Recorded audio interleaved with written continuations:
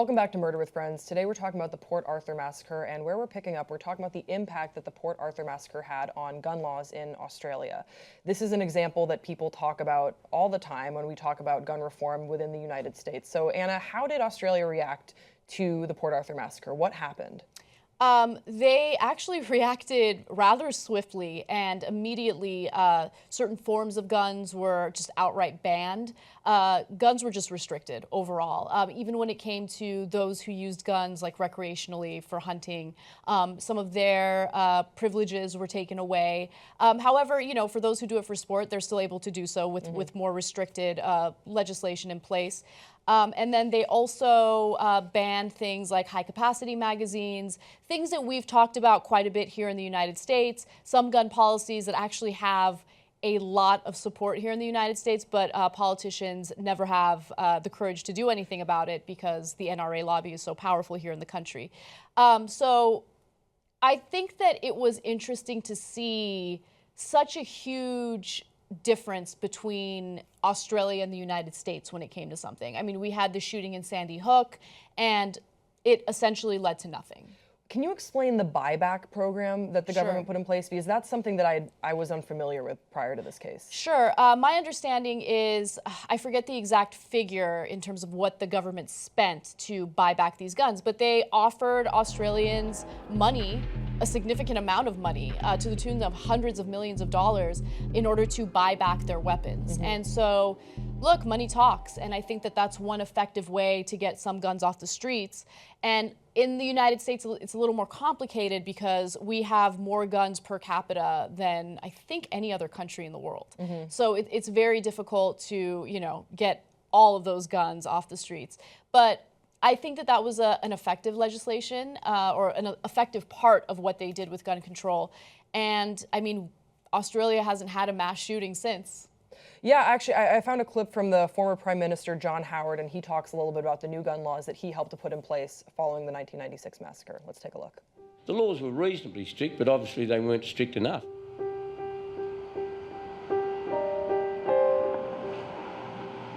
By the following month, the government had made the biggest change in their weapons policy to date, bringing in the National Firearms Agreement. The agreement was that we'd have a nationwide ban on automatic and semi-automatic weapons, and we'd have strict rules about how you looked after the guns that you're entitled to have. And then we said, well, to make it work, we've got to have a buyback, and that was part of it. And I said that the federal government would fund the buyback.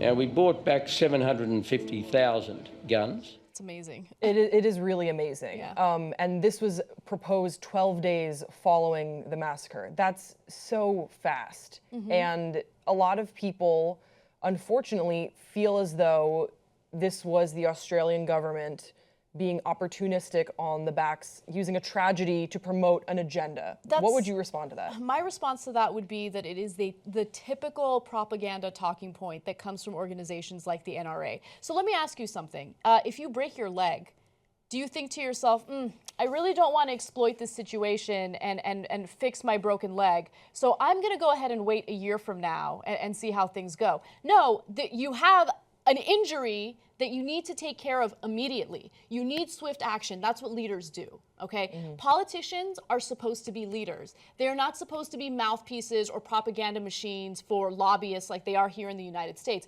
The sole purpose of the government, and this is a huge philosophical debate among those who study political science, in my opinion, the sole role of government is to protect its citizens, protect them from foreign threats, and also protect them from domestic threats. In this case, their laxed gun laws, which amazingly were still stricter than they are here in the United States, were a domestic threat. And so as a result, you had politicians who acted as leaders and realized that they needed to do something. I don't see it as exploiting a situation. I don't see it as opportunistic.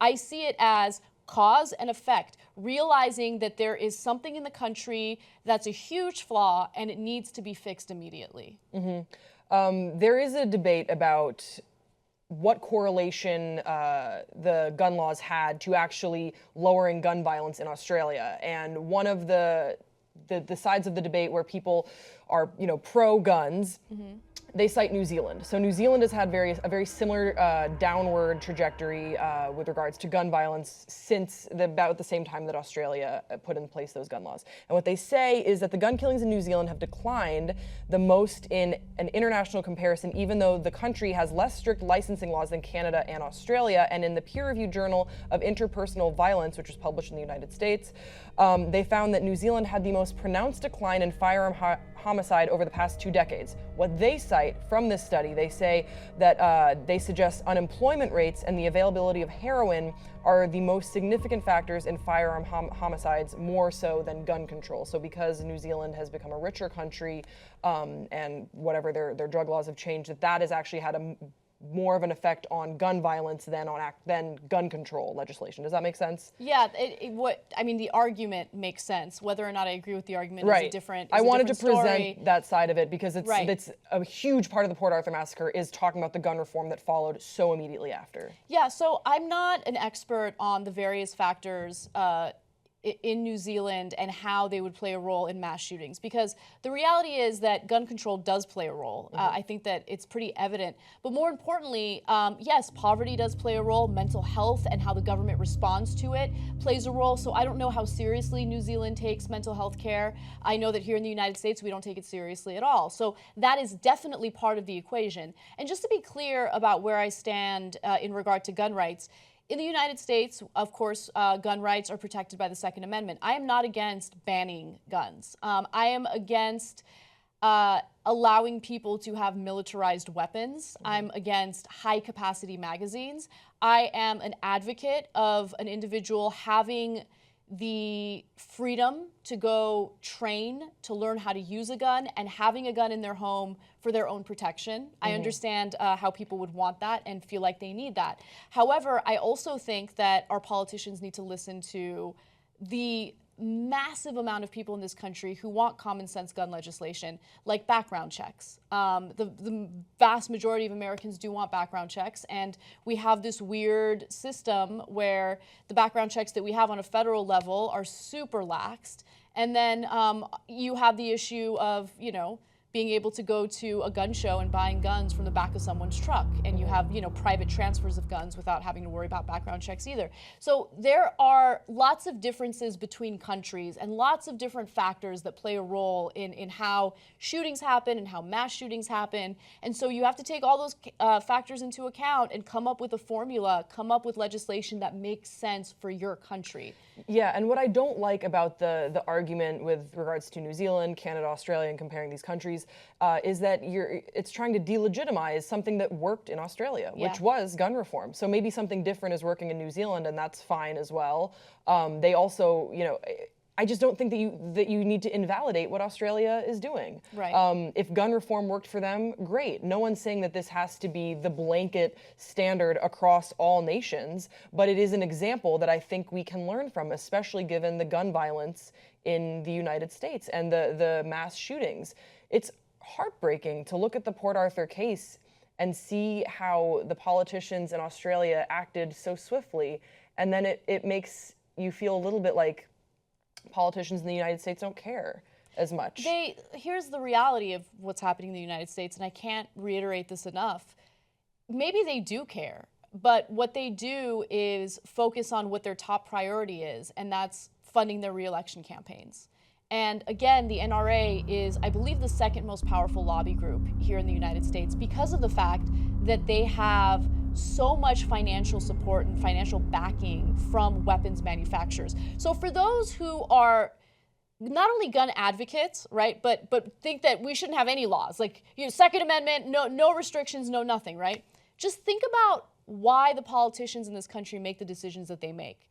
They make these decisions because of the NRA, which is funded by weapons manufacturers that could stand to lose a ton of money if they're not slanging their guns to anyone and everyone. So it's just something that I think everyone needs to take into consideration, regardless of where you stand in the spectrum of gun control legislation.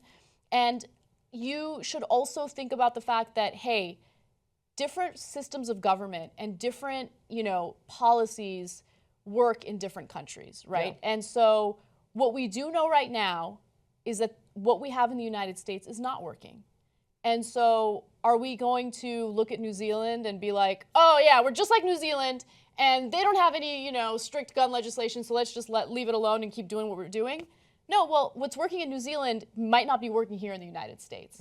So we need to take a step back, not listen to the propaganda for a second, think about all sides, all the facts that are involved in these debates, and come up with something that will be better for everyone, for those who do want to practice their Second Amendment rights, which by the way includes me, and those who want to feel safe in their own country, who want to feel like they can send their kids to school or go to the movies without worrying about a mass shooting happening. Yeah, and Anna, just final thoughts on how you reflect on the legacy of the Port Arthur Massacre.